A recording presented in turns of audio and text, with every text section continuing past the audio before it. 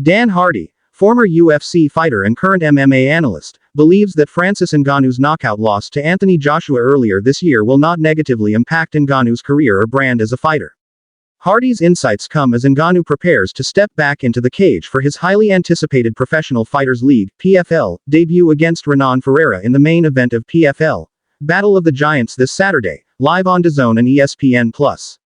Ngannou, the former UFC heavyweight champion, has ventured into professional boxing since parting ways with the UFC, most notably facing off against two of the sport's biggest names, Tyson Fury and Anthony Joshua.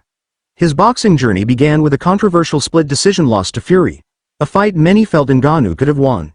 In his second boxing bout, Ngannou was knocked out by Joshua in March 2024, marking the first time in his career that he had been stopped in a fight. Despite the setback, Hardy remains confident that Ngannou's foray into boxing has only improved his overall skill set, especially as he returns to mixed martial arts.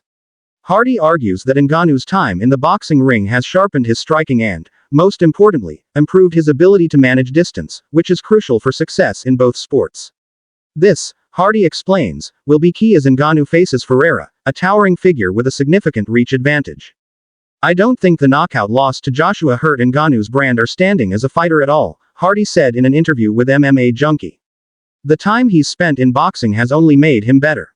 It's allowed him to manage range more effectively, which will be crucial in this fight against Ferreira, who's taller and rangier. Boxing has taught him how to close the distance, land his punches, and avoid getting clinched, which is going to be invaluable here." Hardy pointed out that while Ngannou's natural power and wrestling ability will be important weapons, expending too much energy trying to grapple with Ferreira could be a risky strategy.